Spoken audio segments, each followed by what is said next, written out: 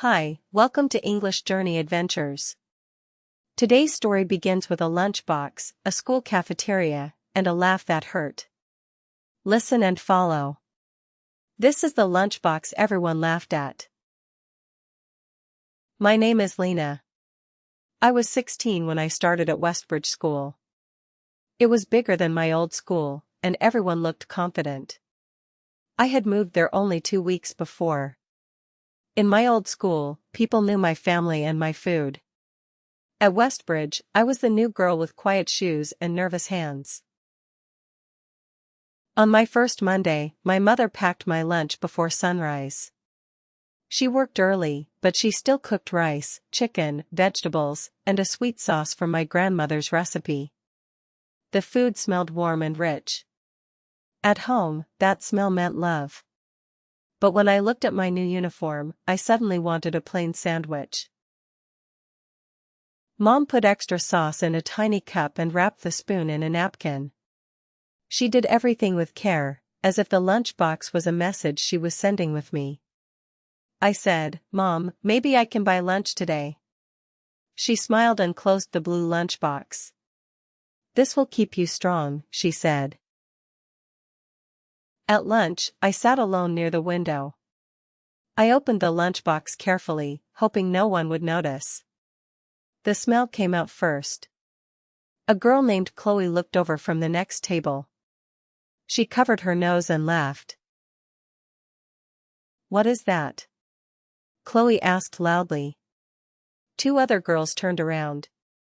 One boy whispered, "It looks like dinner from yesterday." I tried to close the lid, but my fingers were slow. The rice fell from my fork, and someone made a little coughing sound, like the smell had attacked them. My face became hot.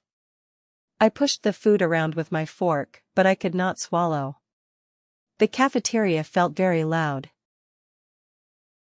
After lunch, people in the hallway smiled at me in a strange way.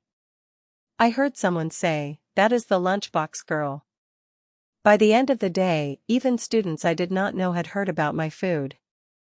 Gossip travels faster than a bell.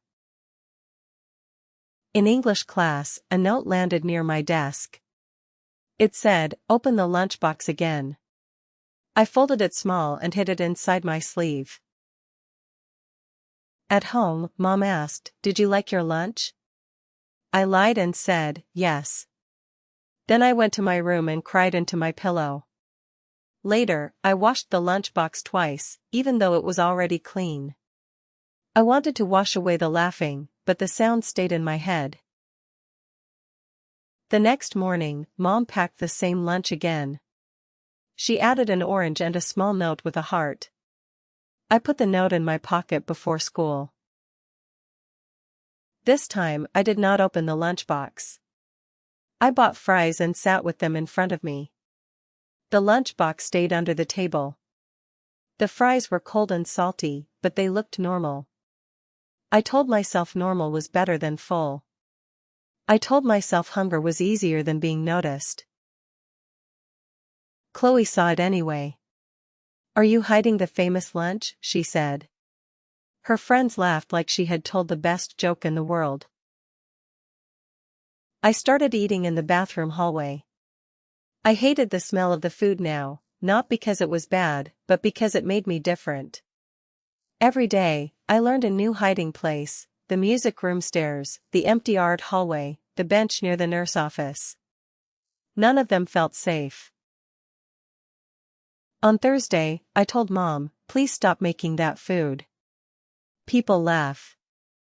The kitchen became very quiet. Mom looked at the pot on the stove. "They laugh because they do not know it," she said. "But I am sorry it hurt you." I wanted her to be angry. I wanted a fight. Her gentle voice made me feel worse, so I said nothing. That night, I heard Mom talking softly on the phone. She said, "She is trying to belong." Then she was quiet for a long time. The next week, our principal announced a family food evening. Students could invite a parent to share a dish and a story. Everyone became excited. Chloe said her mother would bring tiny cakes from an expensive bakery. Then she looked at me and smiled. "Will your mom bring the lunchbox smell?" she asked. I pretended not to hear, but my stomach turned. Mr. Evans gave us small cards to write the name of each dish. I stared at the blank line. How could I write a name for something I was trying to hide? That night, Mom said, "Mr. Evans asked me to come to the food evening." I almost dropped my glass. "Please do not come," I said quickly. "People will laugh again. I cannot do this in front of everyone." Mom held the edge of the table. For the first time, I saw how tired her hands were. "I already promised, Lina," she said. She did not say it like a punishment. She said it like a promise mattered, even when keeping it was uncomfortable. I wished she would understand my fear. On the day of the event, I felt sick. In the hallway, I heard students talking about cakes, noodles, soup, and family recipes. I stood near the door and watched families arrive with trays covered in foil. Everyone looked proud. I felt like I was carrying a secret everyone already knew. The auditorium was full of tables and bright dishes. I saw Mom near the front, wearing her old flower apron. My heart sank. On her table, there was a handwritten card, "Rivera family rice with chicken and sweet pepper sauce."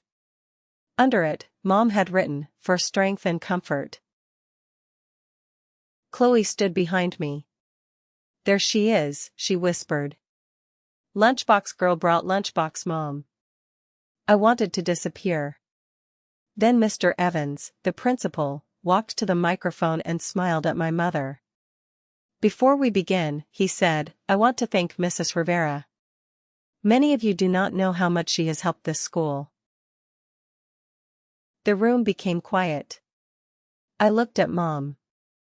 She looked nervous, but she stood straight. Mr. Evans lifted a folder from the table. "I asked Mrs. Rivera if I could tell this story," he said. "She said yes, only if it helped the students understand kindness." Mr. Evans said, "Last winter, when some families could not pay for lunch, Mrs. Rivera cooked extra meals after work. She never asked for praise." He explained that she woke before 4 in the morning, cooked before her shift, and carried food in large silver pots. Some mornings, she slept less than 4 hours. A teacher added, "Some students here ate because of her. Some parents got dinner because of her community kitchen." My ears rang. The food I hid under the table was the same food that had helped people I saw every day. Then a small boy from the lower grades raised his hand. "My dad got your soup when he lost his job," he told Mom. "Thank you." Another student, Maya, stood near the back. "My family ate your rice for 3 nights, she said." I did not know it was from Lina's mom. Mom pressed one hand to her chest. People began to clap. Not a small clap, but a warm clap that filled the room. Chloe was not laughing now. She stared at the food table like the floor had moved under her feet. Chloe's mother put one hand on Chloe's shoulder. Chloe looked down, and for the first time I saw that shame could be quiet too. Mr. Evans asked Mom to speak. She said, "Food is not only food. It is memory. It is work. It is a way to say, you are not alone." Mom invited everyone to taste the dish. No one rushed at first. Then one teacher took a spoonful, smiled, and said, "This tastes like home." I started crying before I could stop myself. I had been ashamed of the exact thing that made my mother beautiful. After the event, I found Mom in the kitchen area, washing serving spoons. She always cleaned even when other people were still talking. I said, "I threw away your food." My voice broke. "I am sorry, Mom. I was afraid of them." Mom put down the spoon and hugged me. I know, she said. Being young can make other people's eyes feel bigger than your own heart. That sentence stayed with me. Other people's eyes had made me small. My mother's love had been large the whole time. I helped her carry the empty pot to the car. It was heavy, but I did not complain. For once, I wanted people to see me beside her. The next day, Chloe came to my locker. She looked nervous. I was mean, she said. I am sorry. She held out the folded note from English class. I wrote this, she said. I thought it was funny. It was not funny. I did not know what to say. Part of me wanted to make her feel the same shame. But Mom's words were still inside me. At lunch, I opened my blue lunchbox on the table.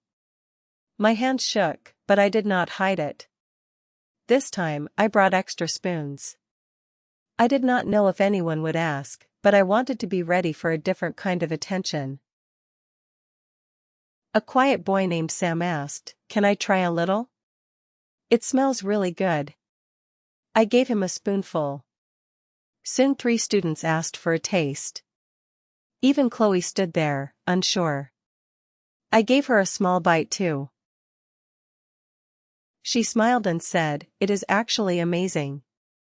I smiled back, but this time I did not need her approval to believe it.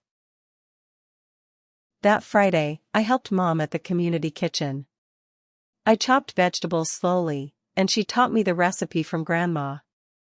She showed me Grandma's old notebook. The pages were soft at the corners, and some words were faded, but every stain had a story. People came in tired and left with warm food. I understood then that a lunchbox can carry more than lunch. It can carry history. Now, when someone laughs at something they do not understand, I remember the blue lunchbox. I remember my mother's hands, and I choose pride. Months later, the family food evening became a school tradition. On the first table every year, there is a blue lunchbox and a card that says, "Start with kindness." Thank you for watching English Journey Adventures. If this story helped you, watch the next simple English story. Listen again, read again, and keep growing your English.